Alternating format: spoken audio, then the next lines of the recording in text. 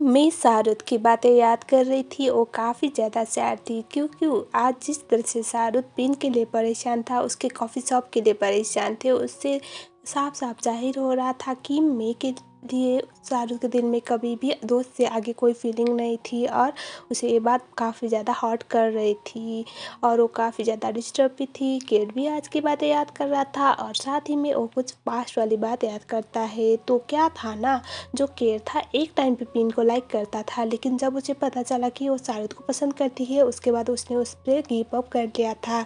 लेकिन प्रॉब्लम में थी कि शाहरुख की मम कभी भी पिन को एजेंट बहू एक्सेप्ट कर नहीं रही थी और पिन प्रेग्नेंट हो गई थी। और यहाँ पर जो पिन काफ़ी परेशान थी, उसने तो सुसाइड करने तक का सोच लिया था, जिसकी वजह से केट ने उसे शादी करने के लिए ओके बोल दिया था ताकि अपने बेस्ट फ्रेंड को बचा सके।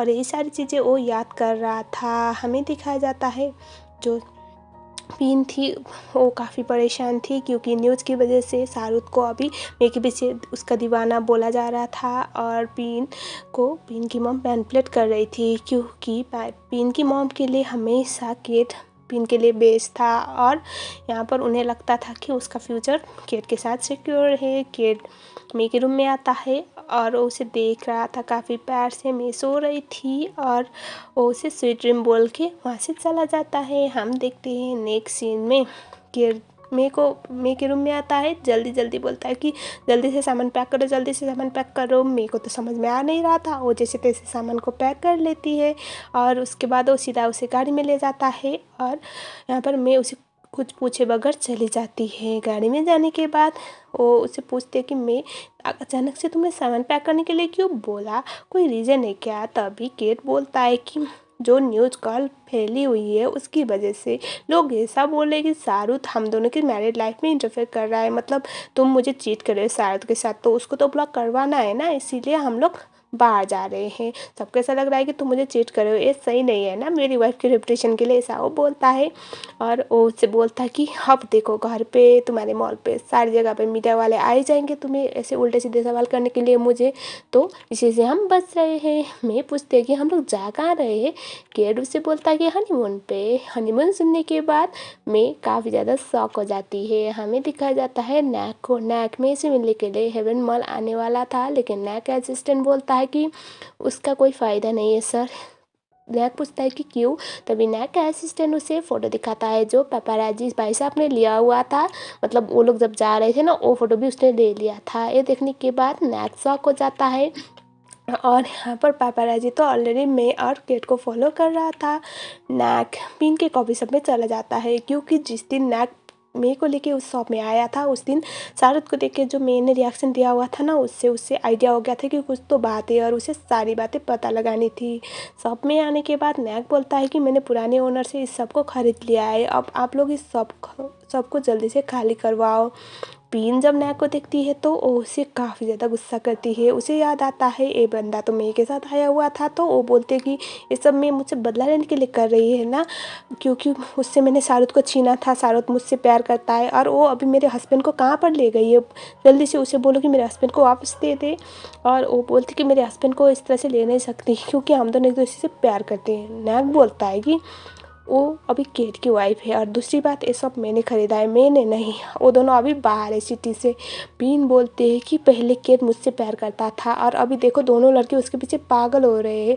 ये सुनने के बाद नैक शॉक हो जाता है और वो बाहर चला जाता है। हमें दिखाया जाता है मे और किर लोकेशन में चले जाते हैं। लोकेशन पे आने के बाद किर मे के साथ फ़ोटो लेने लगता है ताकि लोगों को पता तो चले ना ये लोग हनीमून पे है, क्वालिटी टाइम स्पेंड कर रहे हैं और जो मार्केट में उल्टी सीधी बातें फैल रही थी वो झूठे। और यहाँ पर जो केर था मे को अच्छी अच्छी पोजेस देने के लिए बोलता है और यहाँ पर पापराजी भी इनके पीछे पड़ा हुआ था। हमें दिखाया जाता है मे और के काफ़ी ज़्यादा अच्छी क्वालिटी टाइम स्पेंड करने लग जाता है। अच्छा चला जाता है। मे बोलते कि हम दोनों को अकेले छोड़ के ये क्यों चला गया? तभी केट बोलता है कि क्योंकि इसे मेरे बदले में बैंकॉक में काम भी तो संभालना है ना। केट बोलता है कि और तुम ये लीव जैसे वर्ड क्यों यूज़ करोगे, मतलब छोड़ के गया क्यों बोल रही हो, ऐसे यूज मत करो ऐसे वर्ड जैसे कि मुझे लग रहा है कि मैं तुम्हारे साथ कुछ उल्टा सीधा करने वाला हूँ। तभी वो ये भी बोलता है कि तुम ऐसा सोचो कि हम दोनों को क्वालिटी टाइम स्पेंड करवाने के लिए आजा यहाँ से चला गया। मैं बोलती है कि ऐसी बात नहीं है, मैं सोचूंगी कि एक डम ब्राइड के लिए एक फ्लर्टी मॉडल को छोड़ के आपका असिस्टेंट चला गया, ऐसा वो बोलती है। नाक को पापाराजी खेत में वाले फ़ोटो भेज देता है और नाक देखता है कि भले ही पापाराजी को भेजा हुआ है लेकिन ये लोग तो काफ़ी अच्छी क्वालिटी टाइम स्पेंड कर रहे हैं। केड और मे को दिखाया जाता है, वो लोग सोशल मीडिया पे लाइव आते हैं। केड मे के लिए स्पैगेटी बनाने वाला था, उसके मुंह पे जो केचप था ना मे डाल देती है और केड बोल रहा था कि तुम मेरे साथ ऐसा कैसे कर सकती हो, तुम बदला ले रहे हो ना मेरे साथ। और उसके बाद वो बोलता है कि लेकिन कोई प्रॉब्लम नहीं, अकेले में गंदा थोड़ी होगा, तुम्हें भी गंदा कर दूंगा बोल के वो उसके पीछे पड़ जाता है। मे सॉरी बोलते हुए भागती है, केड उसे पकड़ लेता है। इन दोनों का काफ़ी रोमांटिक मोमेंट स्टार्ट हो जाता है। केड मे ऑलमोस्ट एक दूसरे को किस करने वाले थे, तभी मे केट को नाम लेके बुलाती है। केट बोलता कि क्या हुआ, फिर से वो कुछ बोलती नहीं है। केट उसे फिर से किस करने वाला था, मैं फिर से उसे नाम लेके बुलाती है। केट बोलता है कि क्या हुआ है बोलो। मैं बोलते कि तुम्हारा पैर मेरे पैर के ऊपर है। ये सुनने के बाद केट रियलाइज़ करता है और वो सॉरी सॉरी बोलता है और वो बोलता है कि तुम्हें लगी तो नहीं है ना। मैं बोलती कि नहीं नहीं आई एम फाइन। और उसके बाद केट और मे को दिखाया जाता है सोशल मीडिया पे लाइव स्ट्रीम कर रहे थे, खुशहाल मैरिड लाइफ वाली अच्छी प्रिटेंड कर रहे थे, सब कुछ सही जा रहा था। केट इस मूवमेंट को काफ़ी ज़्यादा एंजॉय कर रहा था। मे अपने हाथों पे रिंग देखती है, केट पूछता है क्या देख रही हो, तभी मे बोलती है कि मुझे याद है जिस दिन हमारी फर्स्ट मीट वाली शादी हुई थी, मतलब जिस दिन तुमने रिंग पहना था उस दिन तो ये काफ़ी टाइट था, और जिस दिन हमने मैरिज सर्टिफिकेट साइन किया उस दिन ये बहुत ढीला था, मैं थोड़ी पतली हो गई क्या। तभी केट बोलता है कि नहीं नहीं ऐसी कोई बात नहीं, मैंने इसकी फिटिंग कर दी थी। मैं बोलते हैं कि क्या तुमने इसका फिटिंग करवाया था, लेकिन तुमने ऐसे कैसे कर लिया, मतलब तुम्हें कैसे पता था कि हमारी शादी होगी। केट बोलता है कि जिस दिन तुमने रिंग पहना था ना, मतलब फर्स्ट टाइम, उसी दिन से तुम्हारा हो गया था। ऐसे सुनने के बाद मैं स्माइल करती है, काफ़ी ब्लश भी कर रही थी और वो वहाँ से चली जाती है। केट और मैं मस्ती करते हुए साइकिल चला रहे होते हैं, तभी केट साइकिल से गिर जाता है और यहाँ पर मैं उसके लिए काफ़ी परेशान हो रही थी और वो बोलती है कि तुम ठीक हो ना, ठीक हो ना। और यहाँ पर बाद में पता चलता है केट तो ड्रामा कर रहा है, वो उसे चिढ़ा रहा था। मैं केट को साइकिल पे बैठा के घर पे ले आती है। प्लान के हिसाब से मैं और केट का हनीमून टाइम बोल के मीडिया पे फ़ोटोज़ फिर से वायरल होने लग जाते हैं। मैं केट के अच्छे से ध्यान रख रहा था और यहाँ पर जो मे थी ना उसके सर पे चेक कर रही थी, उसे चोट तो नहीं आई ना ये देखने के लिए। केट उसको ये चीज़ ना काफ़ी अच्छी लग रही थी, मतलब मे को उसकी इतनी फ़िक्र हो रही है। और यहाँ पर केट मे से बोलता है कि अब मैं इससे ज़्यादा होल्ड कर नहीं पाऊँगा। तभी मैं पूछती कि क्या हुआ है, तभी वो उससे बोलता है कि जो मेरे दिल की सिचुएशन है ना, मैं उसको होल्ड कर नहीं सकता, आप अपनी फीलिंग को मैं छुपा नहीं सकता। मैं उससे पूछती हूँ कि तुम मेरे परफेक्ट हस्बैंड वाली एक्टिंग कर रहे हो ना, आसपास कोई मीडिया वाले है क्या, कोई रिपोर्टर है क्या जो हमारी पिक ले रहा है, जो इस तरह से एक्टिंग कर रहे हो। तभी केट बोलता है कि नहीं मैं एक्टिंग नहीं कर रहा हूँ, मैं सच्ची में बोल रहा हूँ, मेरी फीलिंग जेन्युइन है। ये सुनने के बाद मैं बोलते हैं कि नहीं ऐसे कैसे हो गया। केट बोलता है कि क्यों नहीं हो सकता मैं। तभी मैं बात को टालने के लिए बोलती कि मुझे शॉवर देने जाना है और वो काफ़ी ज़्यादा नर्वस होते हैं, वहाँ से चली जाती है। मैं घर में आने के बाद अपने हाथ में रिंग देख रही थी और सोचती कि क्या ये सब रियल में हो सकता है, क्या क्या मुझे किसी से फिर से प्यार हो सकता है, क्या मैं किसी पे भरोसा कर सकती हूँ, ऐसा वो सोच रही थी।